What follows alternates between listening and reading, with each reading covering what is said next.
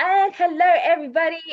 Welcome back to another amazing episode slash chat slash your platform on sharing your journey. So I have Mr. Anonymous here today, who is a world traveler. He's never known to be in one spot, which is always really nice. Um, so I won't speak too much here, but basically I'm going to hand it over to him and he can tell you everything you need to know about his journey. And yeah. Thanks, Sonny. I appreciate the introduction. That's really kind and sweet of you.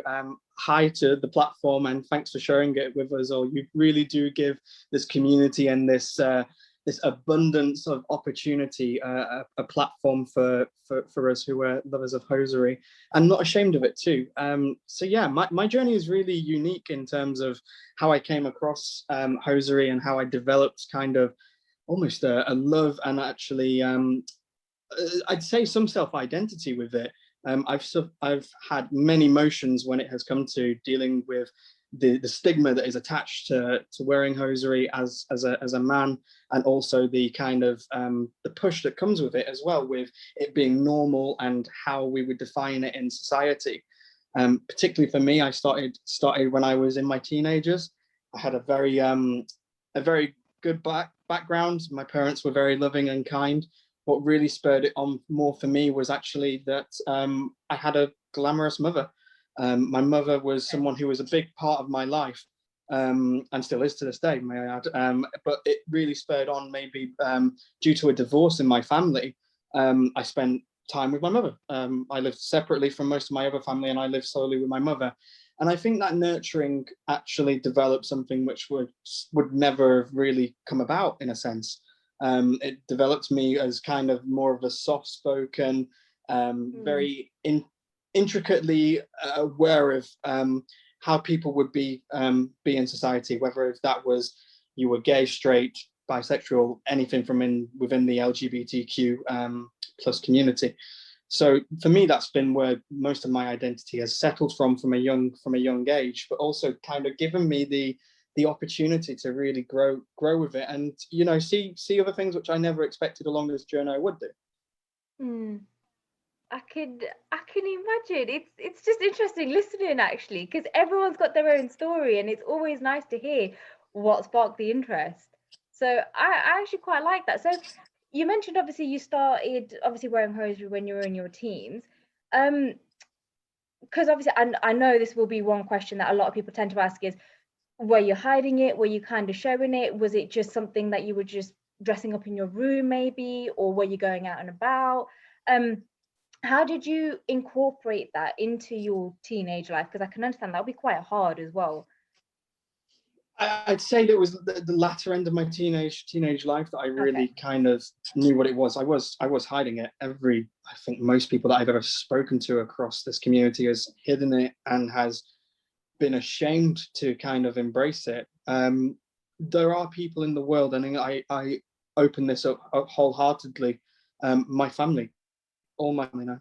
It's something that has been shared with them and is a part of my identity now as a person. I think the initial things back then would be friends would take it as, we think you're gay, and you're a transvestite, cross-dresser, and all of the labels that come attached with that. I never defined myself in that period. Maybe down the cross-dressing route when I was very much of a younger age, going up into my early 20s. But that's something that really spurred me into kind of exploring it more. I was in university.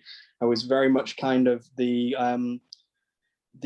introvert at that stage. I never knew what was going to be coming of it, and that opportunity to go away and be away from family and actually meet new individuals in a big city was a great platform. And that's where I really took on more of it. And I think I can probably relate to some of your viewers as well, in the sense that I started wearing heels and I started trying dresses and I started converting more down the cross-dressing route of things. But it gave me that opportunity to explore things. And also I still was ashamed of it. I was always confiding in myself that this is not normal. This is not something you should do.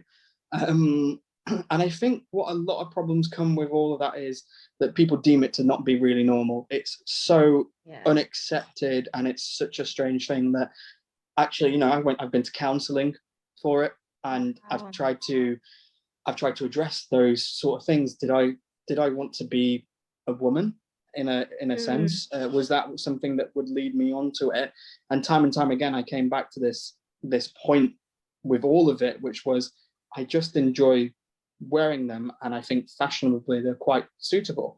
And I think if we can in society take that degree of aptitude in how we address that, in terms of, yes, a man can wear this and a woman can wear that, that should be really associated. I've been on nights out as well, and I've been dressed up fully. And I've embraced that. But I am a straight male. That's the difference. I can have that thing. So maybe in a gender identity field, people would say, oh, well, you're not sticking to one gender, and so be it. I don't define it by labels. I define it by purely what my heart feels towards it, and how I've come to accept it over coming up to 15 years of acceptance that it's taken to get that far. Wow. It's just like blown me away hearing that, because it's so nice that you're embracing that, and you're going out and you're dressing up and everything, and it's just really nice to hear in that sense. And oh, sorry, no, it's okay. 7 years of purely trying to get to that stage, though, and most people can do it very quickly. I had my own way of dealing with it, whether that was the confiding or the hiding of it, and not really understanding how people would accept it. And truth be told, to anyone that is watching this, please accept yourself, love yourself, be the person that you want to be in this situation. I have an abundance of support that surround me for this, and like I say, for hiding it from years, I could have just made it very much aware, and it would have been much more simpler journey. I mean, do you know what the thing is? I do agree with that statement, because it's when I do speak to a good variety of people, it's, a lot of people say the same thing. I wish I embraced it sooner, or I wish, I didn't give a damn about, when I was younger. But then I also feel, I suppose it's with certain religions or certain kind of cultures, it may not obviously, it might be one of those things where it's like, no, it can only happen later, and whatnot as well. And which is, I can understand it, but it's also a shame as well, because it's suppressing yourself, the right word. It's you're hiding yourself for a little bit longer, aren't you, in it? But it's just amazing to hear the fact that your family knows and family supports, and it's just, you know what, it's really, really nice to hear, and I'm so glad that they do. And I just wanted to ask, when they either found out or you told them, however that happened, what was it like? Was it just they were completely arms open, like, oh my god, this is amazing, or was it a bit hit and miss? And it'd just be really interesting to know how they took it and how it came about after. I think it was twofold. I think the way that naturally happened was probably not the way I wanted, and it was quite there, and it was bold in how it determined itself, as being not so much found out, but it was just the embrace of it. And I have to say, like, my family are the biggest rock possible. I think every family has always got someone in the big rock, but the one person which I never expected to be the person that would support me the most was my father. My father, who is a very much the type of person that would embrace sports and a lot of manly things. My father has always been the biggest support of it, and it's made me true to who I am today, especially even in my work line. It kind of translates in how I'm, like I say, soft-spoken. My personality may come across as quite feminine to a degree, but that is something that is not just associated with hosiery. It's far beyond that. It's who I am as a person, and I've been able to have that opportunity. But yeah, family embracing it and accepting it is a very good thing. And I would encourage anyone's family to be the same. If you are if you are the mother or the father of a young son in his early 20s, or late teens, this is the type of age where people start exploring stuff and start embracing the world. And the more and more we put across that we support people for who they are, it will give us the opportunity to really kind of develop society as well. We won't have the stigmas associated, and the empathy that it comes with it. Yeah. Yeah, no, I do definitely agree with that. And I feel like I normally sort of say it here and there anyway, but it is just, I suppose the more people talk about it and the more people are open about it, it's one of those, it can start a movement maybe, or just, actually not even a movement, it just starts removing some of those stigmas and making it more acceptable. I mean, because I remember speaking to a couple of times actually saying, like, for instance, in London, I feel fashion is one of those things, it doesn't matter what you wear, no one's going to really bat an eyelid there, compared to if you think about, like, for instance, because obviously I'm in the UK, if you think about sort of the smaller villages where a lot of the population might be English people, and and it might not be accepted, and they're like, well, oh, what is this, like, what's going on here? Do you know what I mean? I also feel there's a lot of geographical things as well. I think it's one of those things, if you really nitpick at it, there's so many kind of, yeah, but ultimately I do feel the more people are open about it, the better it can become. I think that's what the benefit of living in big cities is, especially whether that's London, Birmingham, Manchester, Liverpool, Glasgow, Yeah. Edinburgh. The length and breadth of the UK and Europe itself, and globally. You have the geographical challenges, whether that be religion, politics, Yeah. certain demographics that come with that. If I specifically look at the UK, obviously I grew up in a small town in the UK, and I'd say the acceptance was probably not so much, but moving to a bigger city where you are flooded with characters and individuals, you have that opportunity to explore, maybe not as much as in a smaller city or a town or a village. Yeah. And I think that gives us a nod to which direction we need to go in this world. Yeah. Yeah, I definitely agree with you there, to be fair. Yeah, I do agree there.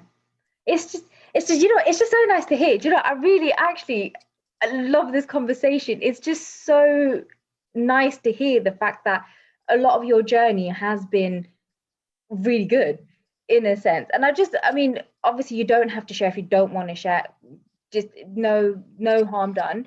But were there any spots where it was quite difficult? Like, I know, okay, for instance, an example, when I've been speaking to other people, they're like, yeah, I can go out and about with my friends and wear hosiery. But for instance, at work, they can't do that. They find it a lot more difficult compared to, I know some people where they cross dress at work and they're accepted, but they can't do that, for instance, in their own hometown, kind of thing. So I just wanted to ask, were there any difficulties that you've had, or any, like, issues? I won't say like huge big things, because that's a whole other thing. I can pin it down to two things. One has always been relationships, and the second one has obviously been out in the open wild world that we live in. I think if I take the first one, I think people have obviously a genuine appreciation of anybody that can be a little bit different, whether that be quirky, whether that be you as a person. Relationships was always a challenge for me. I have a wonderful supporting partner that supports me with this, and has done for many years, and I'm very lucky to have that. But that's purely out of choice and being open. When I was going into relationships, I used to hide it, and it would be found out. The second line of defense with that was I was never true to myself until I accepted all of this little over 2-3 years ago, and I embraced it. And I said, this is me and this is who I am. So, like I say, family and close friends know, and that's something that I've gone on to really value as something that I do. I'm not hiding myself. It's something that happens when I meet people, and if the conversation is right, that's where I develop into that. And there's the same fold with the latter end of the points. Going out in the big wide world, sure, I could embrace that, and I could do that, but that's purely on my own volition. It's how I when and how I want to. And if I want to do that as a piece, that could be going out for a night out, that could be just being at home. There's so many circumstances that could fall under it. I tend not to be any more involved in any of the other ones and stuff. I'm not out crazy with it. I just embrace it as something that's part of me, it's day to day. I like that. I really. Oh, we're gonna make me cry. No, it's just, do you know what? It's so nice to hear, and the fact that because it's amazing the fact that like, and I'm so honored the fact that you're sharing this on this platform, because I know there will be some people that can resonate with you in some aspects.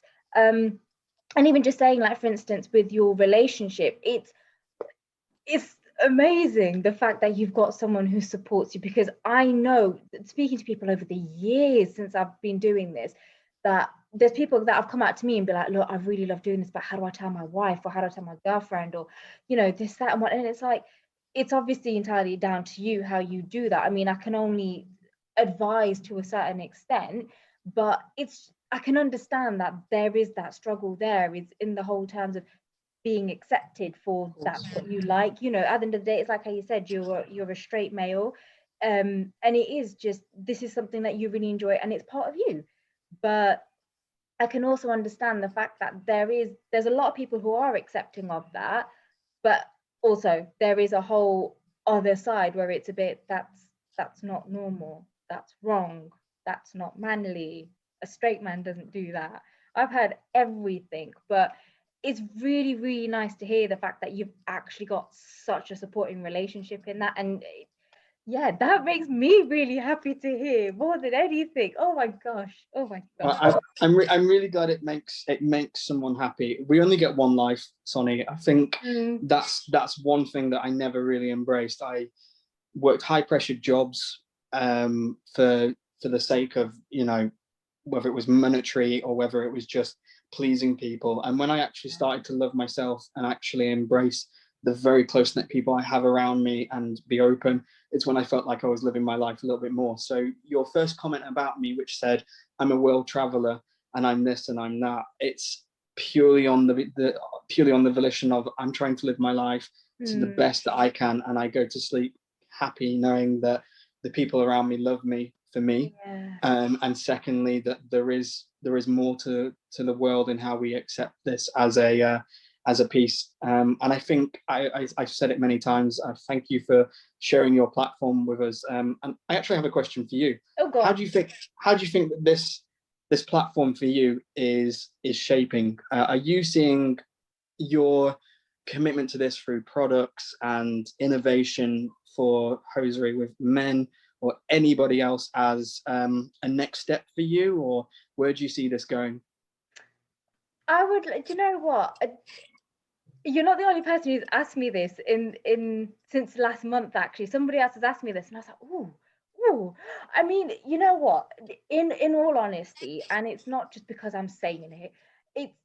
I really love what I do, and this all stemmed from, so bringing it back a little bit, I remember when I first started my hosiery platform, in terms of Soni Panda, and my views were very, very different back in the day. I was still very naive. Obviously, I was having all sorts of things thrown at me in terms of fetish, in terms of just everything. I had everything, and I was still quite new, but also I was very, no, I won't say very, but about 70% closed-minded to a lot of things, because to me it wasn't the norm. It was not the norm. And it's only until I grew this platform and I was like, actually, you know what? Why do society just follow the norm? I don't understand.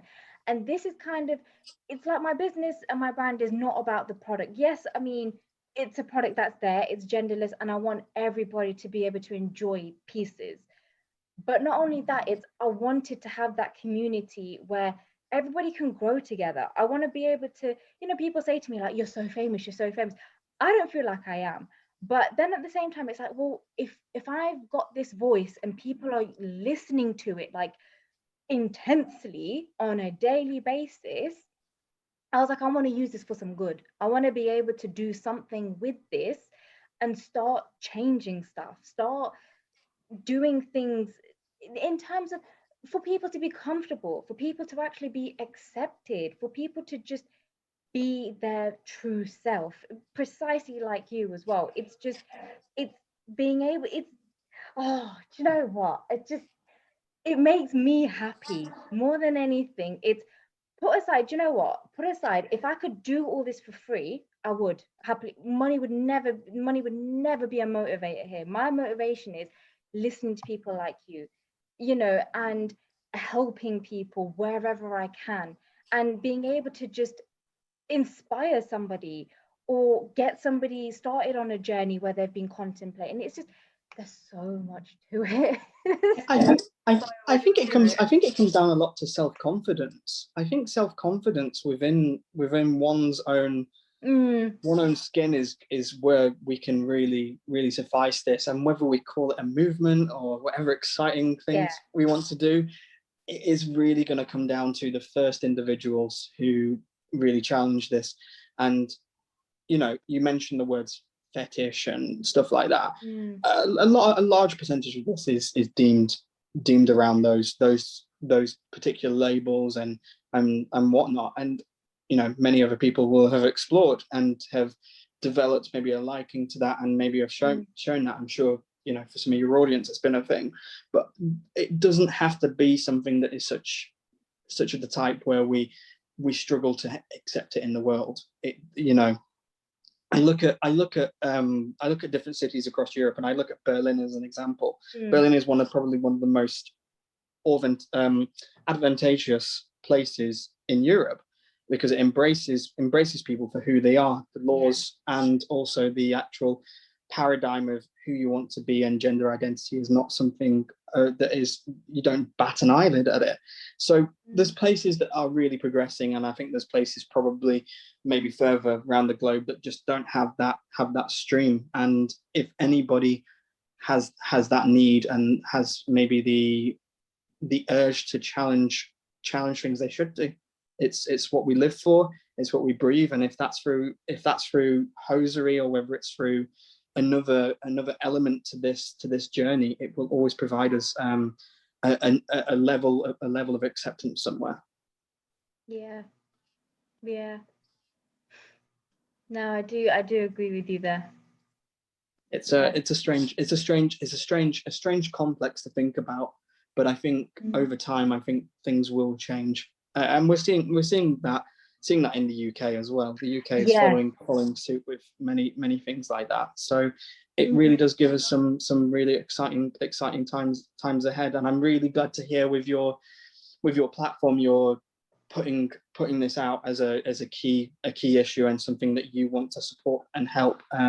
That helps many of us, and I'm just not the only one included. So thank you for the chat. Oh, anytime. This is what I mean. It's like, this is what makes my day. This is what keeps me just pumped about going. Because don't get me wrong, there's been days where I'm like, God, what am I doing? Is this right for me? I don't know. You get those little anxieties flare up here and there.